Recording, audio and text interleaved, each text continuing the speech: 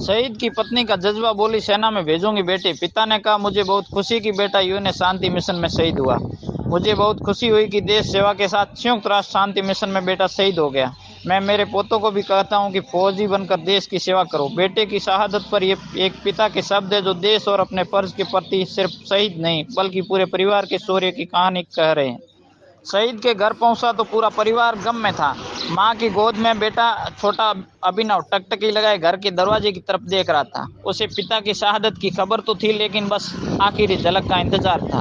वहीं बेटे अक्षय से बात की तो उसने कहा कि पिता से 26 जुलाई को बात हुई थी, तब मुझे बोला नागौर के स्कूल में एडमिशन ले लिया है, वहां से निकलो, तब सक्सेसफुल बनकर ही निकलना। पापा हमेशा कहते थे कि आप अपने पैरों पर खड़े हो जाओ।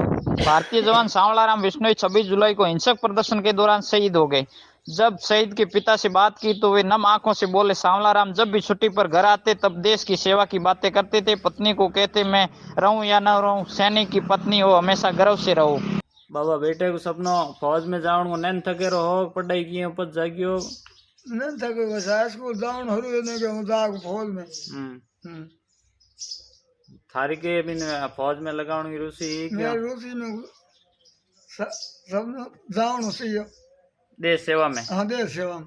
हाँ बचपन में भी शौक के हो? बस बच्चा को नहीं घूमा मैं थे पढ़ अंदर जाओ हक जी का फौज में पोता नहीं को फौज में जाना चाहिए। हाँ अपने बेटो देश के लिए विदेश में जान कुर्बानी दी, शहीद हो बिहार थाने कितो के घरों महसूस हुए? महसूस तो मैं तो बड़ो राजी हो मैं भगवान पे तो बंग कारण हो गयो ना भाई हो खैर बच्चा छुट्टी मत घर आवता तो मिलता बातों करता नहीं करता मगर आज पकड़ कब सरकार जाऊं तो मैं। दरअसल बाढ़ निवासी सांवलाराम विश्नोई सीमा सुरक्षा बल में मुख्य आरक्षक के पद पर तैनात थे। वे 25 जनवरी 1999 में भर्ती हुए। शुरू से ही कर्मठ, उत्साही और कर्तव्यनिष्ठ कार्मिक रहे। उन्होंने 23 वर्ष की सेवा में सदैव ईमानदारी व समर्पण के साथ निर्वहन किया तो उनका संयुक्त राष्ट्र के शांति मिशन कांगो के लिए चुना गया था।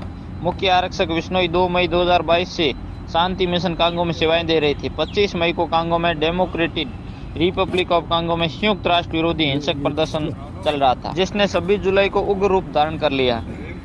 मोरेस्को कैंप पर साथियों के साथ मुख्य आरक्षक सांवलाराम विश्नोई तैनात थे, जहां उग्र भीड़ ने धारदार हथियारों व ऑटोमेटिक हथियारों से हमला कर दिया। हमले में मुख्य आरक्षक सांवलाराम ने अदम्य एवं वीरता का परिचय देते हुए मोरेस्को कैंप में मौजूद सैकड़ों लोगों की जान बचाते हुए प्राण न्यौछावर कर दिए, शहीद हो गए। बेटे अक्षय का कहना है कि कांगो जाने से पहले पापा अप्रैल को घर पर छुट्टी पे आए थे, तब लास्ट मुलाकात हुई थी। मेरा एडमिशन नागौर स्कूल में करवा दिया था। 26 जुलाई को मेरी बात हुई थी, तब कहा था वहां से निकलो, तब सक्सेस होकर ही निकलना। अक्षय आपके पापा से लास्ट मुलाकात कब हुई थी और क्या बात हुई थी? कोई बात जो आपको याद हो, जैसे खुद को लेकर, मम्मी या परिवार को लेकर बोली हो?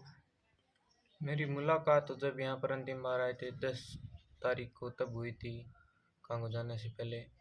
परंतु मैं जब हॉस्टल में गया था तो मंगलवार को मेरी बात हुई थी। इसमें उन्होंने कहा था कि अच्छी तरह से पढ़ाई करना और अगर कुछ वहाँ पर गई हो तो सक्सेस होकर ही बाहर आना। पापा क्या बनना चाहते थे दोनों भाइयों को? डॉक्टर, आरएएस अधिकारी या खुद के जैसे देश की सेवा के लिए? पिताजी ने बोला अपने पैरों पर खड़े हो जाओ, कभी हमें ये फोर्स नहीं किया कि आप यही बनो। पापा जब भी आपको बुलाते तो किस नाम से बुलाते थे या कुछ और अलग नाम से, जो आपका नाम है उसी नाम से बुलाते थे? अक्षय कहकर बुलाते थे ज़्यादातर तो, या फिर कभी कभार लाड में अक्षु वगैरह कुछ कर देते थे। पापा के साथ आप कभी घूमने गए थे? लास्ट बार कहाँ कहाँ कितने दिन घूमने के लिए गए थे? घूमने तो हम फिलहाल पिताजी आते तब लगभग स्कूलों में ही होते थे, तो कभी कभार जब हम पहले धुरिंदा रहते थे तो पहाड़ों पर कभी कभार चले जाते थे। और वैसे पहले पिताजी की नौकरी थी झारखंड में, तब हम कभी कभार यूँ ही घूमने निकलते थे। पापा को ज़्यादा किस चीज़ को लेकर चिंता रहती थी? बस हमारी पढ़ाई और भविष्य के बारे में। भाई राजू राम का कहना है कि भाई सांवला राम ने देश सेवा के लिए मोटिवेट किया। 8वीं करने के बाद पढ़ाई छोड़ दी थी, फिर वापस शुरू कर 10वीं प्राइवेट से की। सेना में जाने के लिए तैयारी कर आर्मी में चयन भी हो गया था, लेकिन डाक विभाग की लापरवाही के चलते ज्वाइन लेटर समय पर नहीं आया। समय निकल गया। बचपन से ही भाई देश सेवा की बात करता था। जब घर पर छुट्टी पर आते तब आप आस पड़ोस के लोगों को देश की सेवा के लिए मोटिवेट करते थे। जो बड़े भाई साहब है जो देश के लिए विदेश में जाकर कुर्बानी दी है, शहीद हुए हैं, इसके लिए आप कितना मतलब आप गर्व महसूस हो रहा है? हमारे देश के लिए शहीद देश हमारे को तो देश की सेवा के लिए गर्व, वो तो बहुत ही गर्व है, लेकिन हमारे परिवार के तरफ से थोड़ा आप इतना दुख चिंताजनक है। बाकी देश के लिए शहीद देश के लिए हमें बहुत गर्व है। आप मतलब बचपन से ही आपको मतलब वो साथ में खेलते थे क्या, मतलब पढ़ाई के लिए क्या बोलते थे आप बड़े भाई? हमारे को हर टाइम में आप अपने गाइडेंस देते रहते थे। और मेरे को मैं 2000 मैं 10वीं 10th क्लास पास किया। उसके बाद में लगातार मेरे को बताते रहे कि आप भी आर्मी की तैयारी करो और अपना दौड़ है या कूद है, जो भी शारीरिक मापदंड है उसके बारे में हमको बहुत बताता। और 2002 या शायद 2003 की भर्ती थी जाड़ीका में, उस समय मैं भी गया था।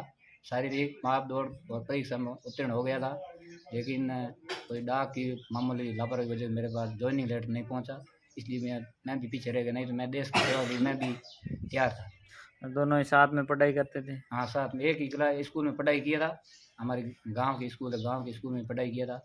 लेकिन 99 में मेरा बड़े भाई साहब ने ज्वाइनिंग करने के बाद मेरे को यही कहता रहा कि आप भी फौज के अंदर या देश की सेवा के लिए कहीं कहीं मौका मिले तो आप ज़रूर ज्वाइनिंग करने और दौड़ भाग में हो। पूरा हमारे को पूरा पूरा एकदम गाइडेंस देते थे कि ऐसे करना वैसे करना। सब हमने उसी दिशा निर्देश अनुसार काम किया, तो हमने दौड़ पूरा कर लिया। दौड़ में 60 नंबर पूरा ले लिया। और कूदाई है, जो भी शारीरिक मापदंड में एकदम फिट था।